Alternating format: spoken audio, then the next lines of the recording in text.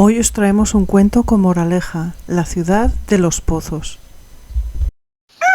Cada día despierta tu actitud positiva.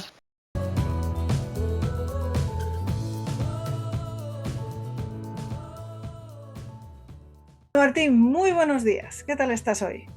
Muy buenos días, Ana, ¿qué tal? Un gusto saludarte y también saludar a nuestra querida y apreciada audiencia.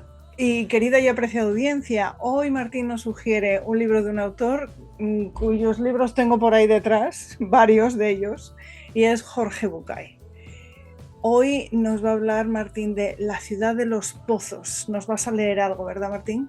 Sí, es un cuento de Jorge Bucay. No sé Pues venga. exactamente de qué libro es, pero bueno, es una bonita historia que supongo que la habrá creado el propio Bucay o a lo mejor, bueno, la trajo de algún otro autor. De todas maneras, más allá de quién la haya traído o quién sea, considere que es oportuno compartirla y a ver qué podemos extraer de bueno de esta ciudad de los pozos, ¿no? Pero no de baches. Es una ciudad que estaba habitada por pozos, no por personas. Pozos como esos de agua o aljibes, como se dice en algunos lugares. Mm. Pozos vivientes. Se diferenciaban entre sí no solo por el lugar en el que estaban excavados, sino también por el brocal. El brocal es la apertura Mm. que conecta al pozo con el exterior. La luz se llama también. También la luz, bien, sí. Había pozos pudientes con brocales de mármol, piedras preciosas, otros pozos humildes de ladrillo, de madera, otros más pobres con simples agujeros en la tierra. La comunicación entre ellos era de brocal a brocal y las noticias cundían rápidamente. Un día llegó a la ciudad una moda. La nueva idea señalaba que todo ser viviente que se precie como tal debería cuidar mucho más lo interior que lo exterior. Lo importante no era lo superficial, sino el contenido. Y así fue como los pozos empezaron a llenarse de cosas. Algunos se llenaban de monedas de oro, piedras preciosas, otros se llenaron de electrodomésticos, de aparatos. Algunos optaron por el arte y se llenaron de pinturas, instrumentos musicales, esculturas. Otros, que eran los intelectuales, se llenaron de libros, de revistas especializadas. Pasó el tiempo y la mayoría de los pozos se llenaron de tal modo que ya no pudieron meter nada más. Los pozos no eran todos iguales entre sí.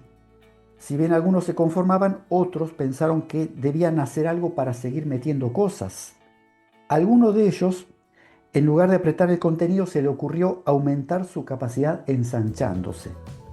No pasó mucho tiempo que esa idea fue imitada por una gran mayoría y todos los pozos gastaban sus energías en ensancharse para poder hacer más espacio en su interior y meter más cosas. Pero había un pozo pequeño y alejado que empezó a ver a sus compañeros que se ensanchaban desmedidamente y pensó que si seguían así, pronto se iban a confundir los bordes y cada uno iba a perder su identidad. Entonces, a partir de esta idea se le ocurrió que otra manera de aumentar su capacidad para crecer, pero no a lo ancho, sino a lo profundo, hacerse más hondo en lugar de más ancho. Y pronto se dio cuenta que todo lo que tenía dentro de él le imposibilitaba la tarea de profundizar. Si quería ser más profundo, tenía que vaciarse de contenido. Al principio tuvo miedo, pero luego cuando vio que había otra posibilidad lo hizo, se vació de posesiones. El pozo empezó a volverse profundo, mientras los demás se apoderaban de las cosas que éste iba desechando. Un día, sorpresivamente, el pozo que crecía hasta adentro tuvo una sorpresa. Muy en el fondo encontró agua. Ningún pozo antes había encontrado agua. El pozo superó la sorpresa y empezó a jugar con el agua, humedeciendo las paredes, salpicando los bordes y por último sacando agua hacia afuera. La vida explotó en colores alrededor de ese pozo alejado al que empezaron a llamar el vergel. Y le preguntaban cómo había conseguido ese milagro.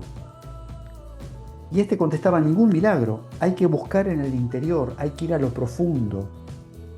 Muchos quisieron seguir su ejemplo, pero desandaron la idea cuando se dieron cuenta de que para ir más profundo tenían que vaciarse de cosas. En la otra punta de la ciudad hubo otro pozo que decidió también correr el riesgo del vacío y empezó a profundizar y también llegó al agua. Y también salpicó hacia afuera y creó un pequeño oasis alrededor suyo. Y un día, por casualidad, ambos pozos se dieron cuenta de que el agua que habían encontrado en el fondo de sí mismos era la misma, que el mismo río subterráneo que pasaba por uno inundaba la profundidad del otro. Y se dieron cuenta de que se abría para ellos una nueva vida. No solo podían comunicarse de brocal a brocal, o sea, superficialmente, como todos los demás, sino que la búsqueda les había deparado un nuevo y secreto punto de contacto. Y aquí viene un poco la enseñanza o la moraleja de este cuento. La comunicación profunda solo la consiguen entre sí aquellos que tienen el coraje de vaciarse de contenidos y buscar en lo profundo de su ser todo aquello que tienen para dar. Bueno, nada más.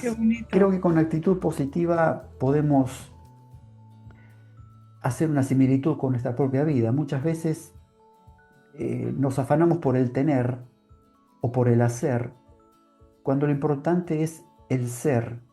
Y para saber quiénes somos, a veces tenemos que dejar a un lado todas las posesiones, todo lo que tenemos, todo lo que hemos logrado, para bucear en nuestro interior y descubrir, bueno, cuáles son nuestros valores, nuestros principios, etcétera, etcétera.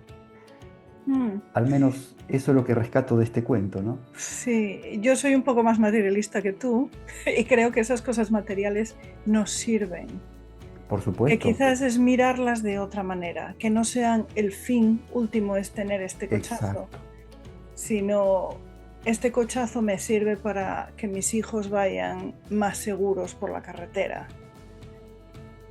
Y lo hago por su seguridad, no para que lo vean los vecinos. Y simplemente con ese cambio de visión ya cambia mucho las cosas. Ya la actitud con C es muy diferente, pienso yo. Pero ole por el coche, y si podemos tener uno más seguro, ¿para qué vamos a tener uno que no tiene ni reposacabezas? Pues no.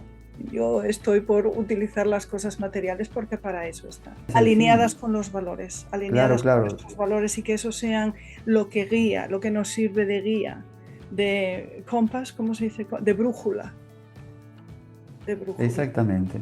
Bueno, que cada uno, invitamos a nuestra audiencia, ¿no?, a compartir en los comentarios, claro, a ver qué les deja este cuento y bueno, qué quieren aportar para enriquecer también los contenidos. Claro, porque aquí cada uno ve lo suyo. Yo, como soy tan cuadriculada, ya me imaginaba el agua antes y me imaginaba los muebles y los electrodomésticos electrocutados con el agua, porque soy así. Pero me parece una metáfora preciosa, el ir a buscar algo tan diferente como pozos y que hablen entre ellos y que estén vacíos. Me ha parecido magistral, magistral.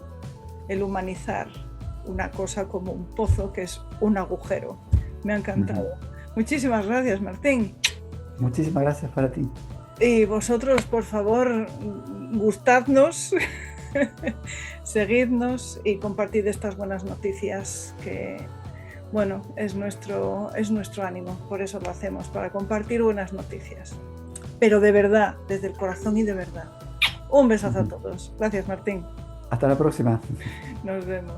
Una actitud positiva es un fantástico sustrato para el crecimiento de las semillas de tus sueños, objetivos y metas, y además te va a permitir adaptarte mucho mejor a los cambios y a disfrutar del camino pues mucho más feliz. Esperamos que hayas disfrutado de la píldora de hoy, que apliques lo aprendido y que nos sigas en los medios sociales. Nos vemos en la siguiente píldora. ¡Mua!